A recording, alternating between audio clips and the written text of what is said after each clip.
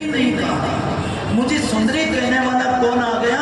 जैसे ही उन्होंने कृष्ण की तरफ घूंघट हटा करके देखा, भगवान की सौंदर्य को देख करके वो तो मुग्ध हो गई। इसने मेरे से बात की है।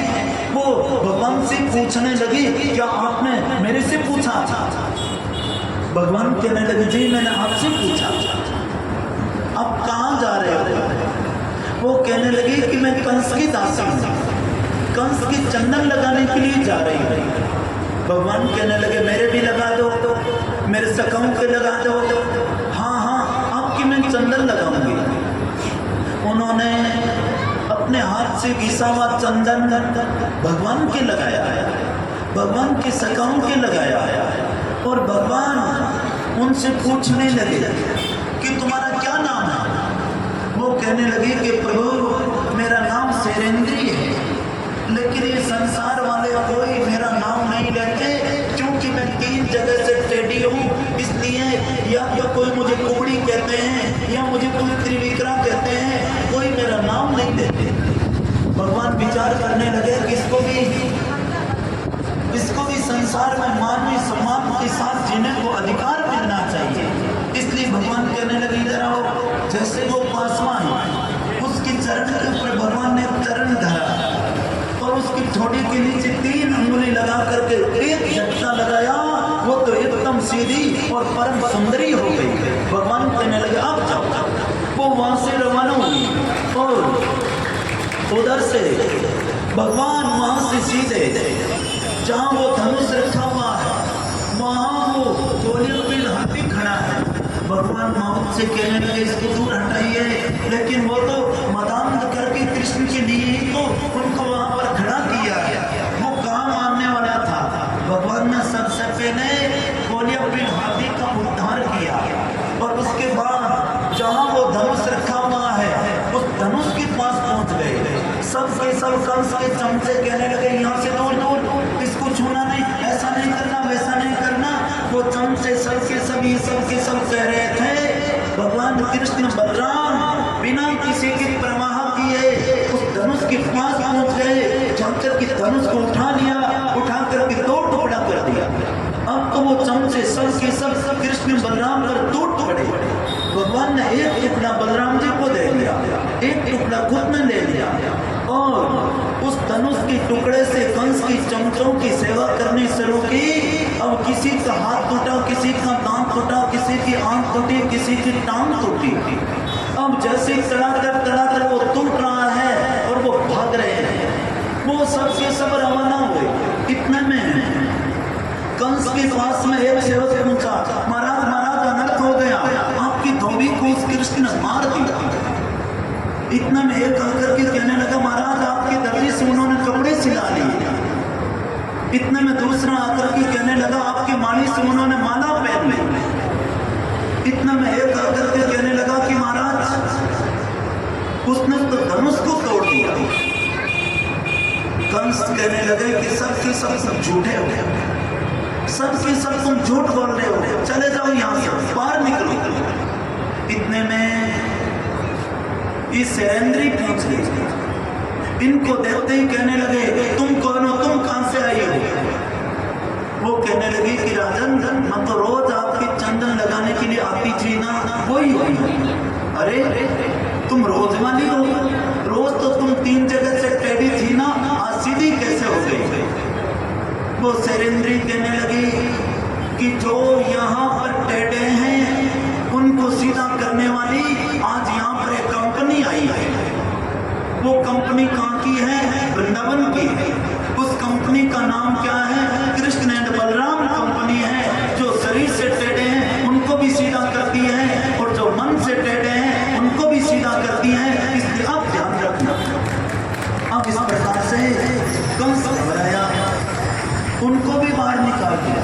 रात्रि को कंस सो रहा है, कंस को नींद नहीं आ रही है, और नींद आ रही है तो उनको बुरा सपना आ रहा है। ऐसे करते करते जैसे ही प्रातः काल हुआ है, कंस उठ करके जहाँ वो धनुष रखा हुआ है, वहाँ ऊंचा मंच लगा है, वहां जाकर के बैठ गया।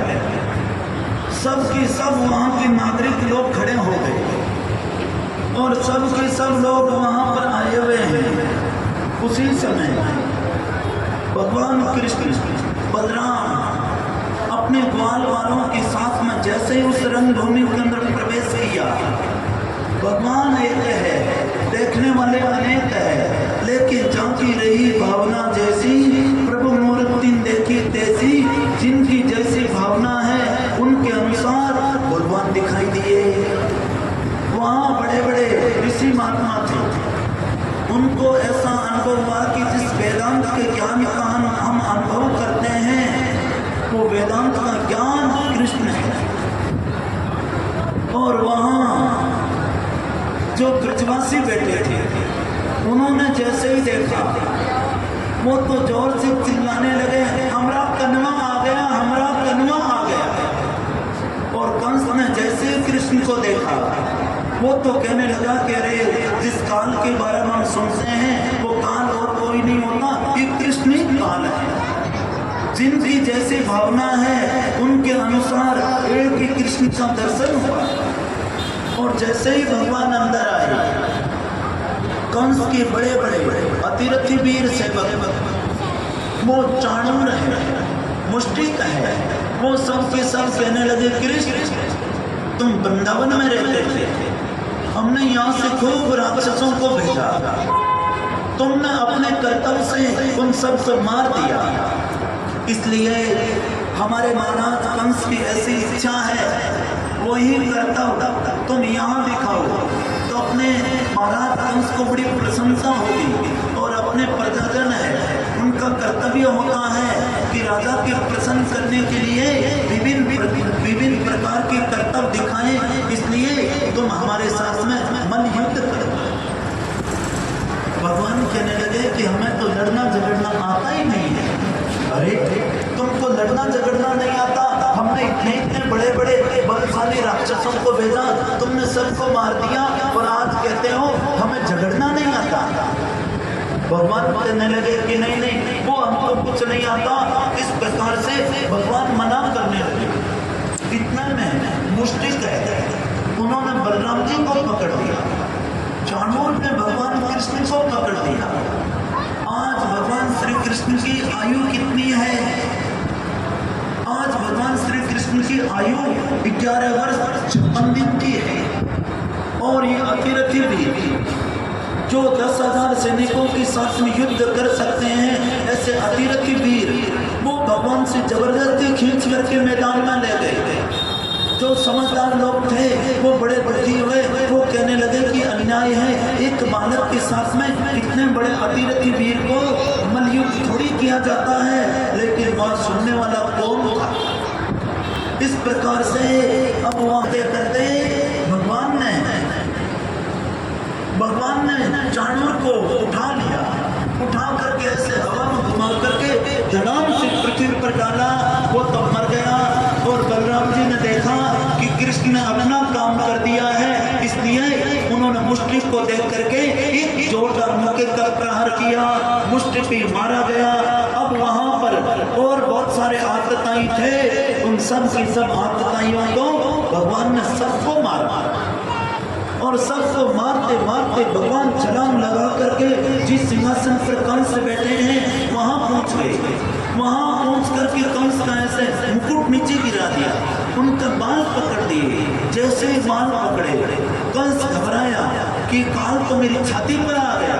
अब तो वो घबरा करके कहने लगे, ये क्या तरीका है, आप ऐसे बाल क्यों पकड़ते हो? बाल पकड़ने से कितना दर्द होता है। भगवान कहने लगे, मामा जी आपने भी मेरी माँ के ऐसे ही बाल पकड़े थे, आज आपको पता चल रहा है कि मेरे दर्द हो रहा है, ऐसे ही मेरी माँ की दर्द हुआ था। अब वो कहने लगा छोड़ दो मुझे, छोड़ दो। भगवान कहने लगे मैं छोड़ने वाला नहीं, मैं किनारे लगा कर ही छोड़ूंगा, आप चिंता मत करो, मेरे सामने देखो, मैं साक्षात भगवान हूँ, मैं तुमको मुक्ति देने वाला हूँ। बताओ, ऐसा कहने वाले केवल कृष्ण हैं, भगवान श्री कृष्ण हैं। उन्होंने अपने जीवन के अंदर इस सत्य को कभी छुपाया नहीं। जब जब मौका मिला तब तब भगवान ने कहा कि मैं साक्षात ईश्वर हूँ। उस समय के लोगों ने नहीं माना। भगवान क्या करे, भगवान ने सत्य को छुपाया नहीं। कंस से भी कहने लगे, लेकिन कंस तो जोरदार चिल्लाने लगा, चाणूर तुम कहाँ हो, मुष्टिक तुम कहाँ हो, आओ इसको पकड़ लो, इसको पकड़ करके कैद खाने में डाल दो, इसको ये कर दो वो कर दो। भगवान कहने लगे, मामा जी वो कोई आपकी आवाज सुनने वाले नहीं है, आप यदि उनको आवाज सुनाना चाहते हो तो हम आपको उन्हीं के पास में भेज देते हैं। इसलिए उन्होंने कंस को ऐसे उठा करके हवा में घुमाया और ऊंचे मंच से नीचे गिरा दिया और त्रिलोकीनाथ भगवान उनकी छाती पर कूद पड़े, जिससे कंस के प्राण पंखे उड़ गए। अब तो सब के सब देवता प्रसन्न हो गए, धुंधुमियां बजने लगी है और अब मथुरा के अंदर इतना आनंद हो गया है, इतना आनंद हो गया है। सब के सब लोग आकर के भगवान का दर्शन कर रहे हैं, कोई भगवान को छू रहे हैं। वाह गोपाल, आज आपने बहुत अच्छा कार्य किया। ऐसे करते करते भगवान सीधे कैद खाने के अंदर गए, जाकर के अपना नाना उग्रसेन जी को कैद खाने से बाहर निकाला, उनको राजगद्दी पर बिठाया और फिर भगवान अपने माताजी और पिताजी के पास गए। वसुदेव देवकी जी को प्रणाम किया और वसुदेव देवकी जी से कहने लगे, हे माताजी, हे पिताजी, हम आपके ऐसे निकृष्ट पुत्र हैं, आपके बेटे होने के बाद में भी हम आपकी सेवा नहीं कर पाए, हमारे द्वारा इतना बड़ा अपराध हुआ है, आप हमारे अपराध को क्षमा करोगे। वसुदेव देवकी जी कहने लगे, लाला आज जो तुमने कार्य किया है हमारी सेवा से ऊंचा काम किया है। माता देवकी बार बार कृष्ण को देख रही है, क्योंकि आज कृष्ण की आयु कितनी हो गई, 11 वर्ष 57 दिन की हो गई। मैया देवकी ने एक एक दिन अपनी अंगुली के ऊपर गिना है। आज मेरा लाला इतना बड़ा हो गया, आज मेरा लाला इतना बड़ा हो गया। आज जिस दिन गया था उस दिन 1 घंटे का था, आज इतना बड़ा होकर के आया है। मैया देवकी बार बार देख रही है कि यशोदा ने कितना प्रेम दिया है, कितना इसको माखन खिलाया है, कितना बड़ा होकर के आया है। इस प्रकार से अब ये सब के सब ब्रजवासी है, वृंदावनवासी है, वो सब के सब जाने लगे और सब के सब एक छोटा सा कन्हैया सा सका कन्हैया की अंगुली पकड़ करके कहने लगे, दादा तुम नहीं चलोगे, मैया की क्या दशा होगी, और तुम मैया से कह करके आए थे ना कि मैं परसों आ जाऊंगा, इसलिए तुम चलो। भगवान कहने लगे, कुछ परिस्थिति ऐसी है, मैं जल्दी आने का प्रयास करूंगा, अभी तुम जाओ। क्या बीती होगी उनके ऊपर। नंद बाबा वो तो कुछ बोल नहीं पाए, वो कुछ पूछ नहीं पाए। नंद बाबा को केवल इतना ही पूछ पाए और इतना ही कह पाए, जैसे ही वहां से रवाना होने लगे दूसरी तरफ मुंह किया, इतना ही कह पाए, लाला मैं जा रहा हूं, तुम अपने स्वास्थ्य का ख्याल रखना। बाबा की तो छाती पर बाबा चल पड़े।